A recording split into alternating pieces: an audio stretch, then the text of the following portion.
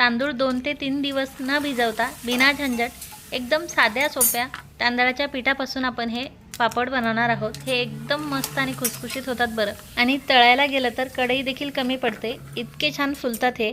आणि याच पापडाचा वापर करून आपण याचे असे मसाला पापड देखील बनवू शकतो बरं। एकदम जबरदस्त लागतात आणि एकदम हलके आणि खुसखुशीत होतात हे पापड।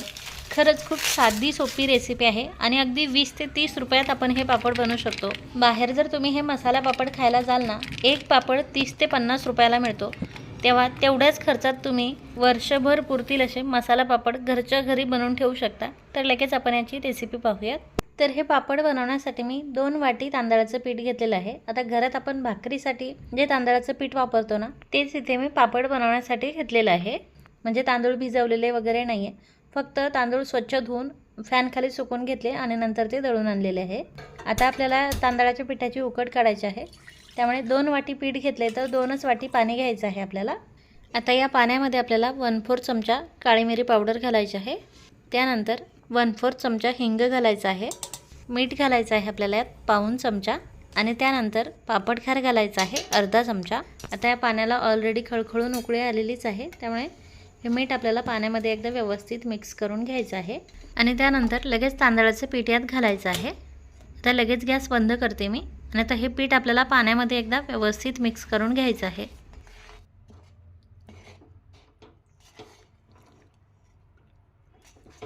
पीठ मी व्यवस्थित मिक्स करून घेतलेलं आहे। आता आपल्याला यावरती झाकण ठेवून याची एक 5 मिनिट वाफ काढून घ्यायची आहे बंद गॅसवरती। 5 मिनिट वाफ काढून झाली की हे पीठ आपल्याला परतमध्ये ओतून घ्यायचं आहे आणि हे पीठ आता आपल्याला मोडून घ्यायचं आहे। म्हणजे ग्लासने किंवा मॅशरने तुम्ही हे पीठ थोडंसं मॅश करून घेऊ शकता, कारण हे पीठ आपल्याला छान मॅश करून म्हणजे मोडून घेऊन एकजीव करून त्याचा आपल्याला एक गोळा तयार करून घ्यायचा आहे। पीठ आता छान मोडून घेतलेलं आहे मी, तुम्ही पाहू शकाल सर्व पीठ छान ओलसर झालेलं आहे आणि छान एकजीव देखील झालेला आहे। आता याचा आपल्याला एक गोळा तयार करून घ्यायचा आहे, त्यासाठी सर्व पीठ मी असं जमा करून घेते, मळून घेते। याला जास्त आपल्याला सॉफ्ट वगैरे करत बसायचं नाही, आता असा ओबडधोबड गोळा तयार करून घ्यायचा आहे। त्यानंतर हा गोळा आता आपल्याला एखाद्या सुती कपड्यामध्ये बांधून घ्यायचा आहे। कपडा मी ओला करून घेतलेला आहे अगोदर, आणि त्यामध्ये हा गोळा बांधते आता। हा गोळा आता आपल्याला वाफवून घ्यायचा आहे, त्यामुळे हे पीठ तुम्ही पातेल्यात देखील वाफवून घेऊ शकता किंवा कुकरमध्ये ठेवून देखील वाफवून घेऊ शकता। कुकरमध्ये असं पाणी टाकायचं आहे, स्टँड ठेवायचं आहे आणि त्यामध्ये एखादं भांडं ठेवून हे पीठ आपल्याला त्यामध्ये ठेवायचं आहे आणि याच्या 10 ते 12 शिट्ट्या काढून घ्यायच्या आहे। पातेल्यात जर तुम्ही हे वाफवून घेत असाल तर 10 ते 15 मिनिट छान वाफवून घ्यायचं आहे। 10 ते 12 शिट्ट्या काढून घेतल्या मी। कुकर आता थंड झालेला आहे। आता हे पीठ आपल्याला बाहेर काढून घ्यायचं आहे।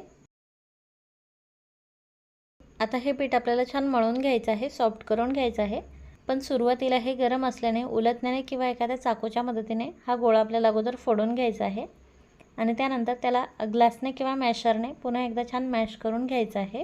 पीठ 2दा उकडवून घेतल्याने पापड खूप हलके आणि खुसखुशीत होतात बरं। आता हे सर्व पीठ मी मोडून घेतले आणि हे थोडंसं कोमट देखील झालेलं आहे, त्यामुळे आता हे आपल्याला हाताने छान सॉफ्ट करून घ्यायचं आहे। तुम्ही हे हाताने मळून घेऊ शकता किंवा पॉलिथिन शीटमध्ये टाकून देखील मळून घेऊ शकता, खूप झटपट होतं। आता हे डबल उकडवून घेतल्यामुळे खूप छान सॉफ्ट होतं बरं, आणि पापडही खूप छान लांबले जातात, तसेच अजिबात चिरत वगैरे नाही। पीठ मी छान मळून घेतलेलं आहे। आता आपल्याला अर्ध्या पिठाच्या लाट्या बनवायच्या आहे, त्यामुळे यातलं अर्धं पीठ मी काढून घेतलेलं आहे आणि अर्धं पीठ आपल्याला एखाद्या पातेल्यात वगैरे ठेवायचं आहे आणि त्यावरती झाकण ठेवायचं आहे, जेणेकरून ते जास्त थंड होऊ नये यासाठी। आणि अर्ध्या पिठाच्यात आपल्याला लाट्या तयार करून घ्यायच्या आहे। पापड तुम्हाला कितपत मोठा हवा आहे किंवा छोटा हवा आहे त्यानुसार आपल्याला याच्या लाट्या बनवायच्या आहे। मी मसाला पापडसाठीचे पापड बनवते, त्यामुळे मी थोड्याशा मोठ्या लाट्या करून घेतलेल्या आहे। तुम्हाला जर छोटे छोटे पापड बनवायचे असेल तर तुम्ही छोटे छोटे लाट्या करून घेऊ शकता। पीठ आपलं किती छान सॉफ्ट झालेलं आहे आणि लाट्या बनवताना अजिबात चिरत नाही आहे, तुम्ही पाहू शकाल। आता अर्ध्या पिठाच्या मी लाट्या करून घेतलेल्या आहे। आता आपण पापड कसे लाटायचे हे पाहूयात। पापड लाटताना आपल्याला तेलाचा जास्त वापर करायचा नाही आहे, कारण तेल जर वापरलं तर पापडाला वास येतो, एक खवट वास येतो, त्यामुळे शक्यतो आपल्याला तेल लावायचं नाही आहे। आणि तुम्हाला जर गरज वाटत असेल तर सुरुवातीला फक्त थोडंसं तेल लावून घ्यायचं आहे, पापड थोडासा लाटून घ्यायचा आहे आणि त्यानंतर पिठामध्ये बुडवून घ्यायचं आहे आणि मग आपल्याला छान पातळ पापड लाटून घ्यायचं आहे। म्हणजे आपण उडदाचे जसे पापड लाटतो ना, अगदी तसेच हे पापड आपल्याला छान लाटून घ्यायचे आहे. जेवढा आपण पापड पातळ लाटून घेऊ ना, तेवढा आपला पापड छान हलका फुलका आणि खुसखुशीत होतो. त्यामुळे आपल्याला छान पातळच पापड लाटून घ्यायचे आहे. अशा प्रकारे किती मोठा आणि किती छान पातळ पापड लाटून घेतलेला आहे मी, तुम्ही पाहू शकाल. म्हणजे हातावर घेतला तर बोटं देखील दिसतंय असं. आता हा आपल्याला डायरेक्ट सुकायला टाकायचा नाही आहे, तर एखाद्या ताटामध्ये काढून घ्यायचा आहे किंवा ठेवून घ्यायचा आहे. आणि त्यानंतर दुसरा पापड देखील पहिल्यासारखाच लाटून घ्यायचा आहे.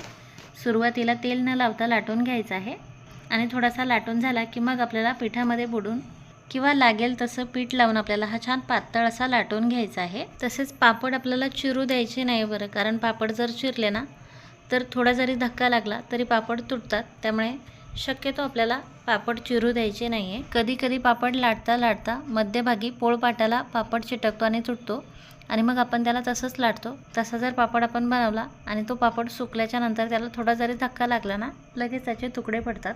आता हा देखील पापड मी लाटून घेतलेला आहे. आता आपल्याला सगळे पापड एकसारखे बनवायचे असेल तर पापड लाटून झाल्याच्या नंतर त्याला असं एखाद्या मोठ्या झाकणाने कट करून घ्यायचं आहे, म्हणजे छान एकसारखे पापड तयार होतात.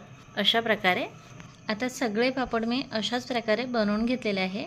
तुम्ही पाहू शकाल सगळे पापड लाटून झालेले आहेत माझे. आणि सगळे पापड लाटून होईस्तोवर मी एकही पापड सुकायला टाकलेला नव्हता, जेणेकरून आपण याला जे पीठ लावलेलं आहे ना ते असे एकावर एक पापड टाकल्यामुळे थोडंसं मुरल्या जातं. आता पापड सगळे लाटून झाले की आपल्याला सुकायला टाकायचे आहे. तुम्ही आता हे एखाद्या कपड्यावरती किंवा असं प्लॅस्टिक शीटवरती सुकायला टाकू शकता. आता हे पापड तुम्ही डायरेक्ट उन्हात देखील सुकायला टाकू शकता किंवा फॅन खाली देखील सुकून घेऊ शकता आणि दुसऱ्या दिवशी उन्हात छान सुकून घेऊ शकता. मी आता आज हे रात्रभर फॅन खाली सुकून घेते आणि मग उद्या उन्हात छान सुकून घेणार आहे. आज मी दिवसभर उन्हात पापड छान सुकून घेतले आणि पापड आपले छान सुकलेले देखील आहे. रंगही छान पांढरा शुभ्र आलेला आहे, तुम्ही पाहू शकाल. आणि पापड आपले किती छान पातळ दिसत आहे, तुम्ही पाहू शकाल. आता हे पापड मी तुम्हाला तळून दाखवते, म्हणजे तुम्हाला समजेल हे किती छान हलके आणि खुसखुशीत होतात. तर पापड तळण्यासाठी तेल आपल्याला व्यवस्थित गरम करून घ्यायचं आहे. तेल व्यवस्थित गरम झालं की पापड टाकल्या टाकल्या असा छान फुलतो. आता यातलं सर्व तेल नितळवून घ्यायचं आहे. पापड लगेच कोरडा झालेला आहे, अजिबात तेलकट होत नाहीत बरं हे पापड.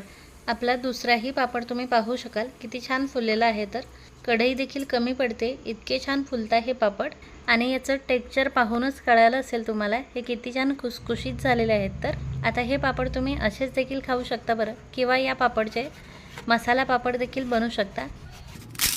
आवाजावरून कळालंच असेल तुम्हाला हे किती छान हलके आणि कुरकुरीत झालेले आहेत. तर आता मसाला पापड बनवायचे असेल तर आपल्याला कांदा, टोमॅटो, काकडी आणि थोडीशी कोथिंबीर बारीक कट करून घ्यायची आहे आणि त्यात आपल्या आवडीप्रमाणे आपल्याला पापडावरती पसरवून घ्यायचं आहे. आमच्याकडे असे मसाला पापड यात्रेत विकायला असतात, 50 रुपयाला एक पापड असतो, फक्त याच्यापेक्षा थोडीशी साईज मोठी असते.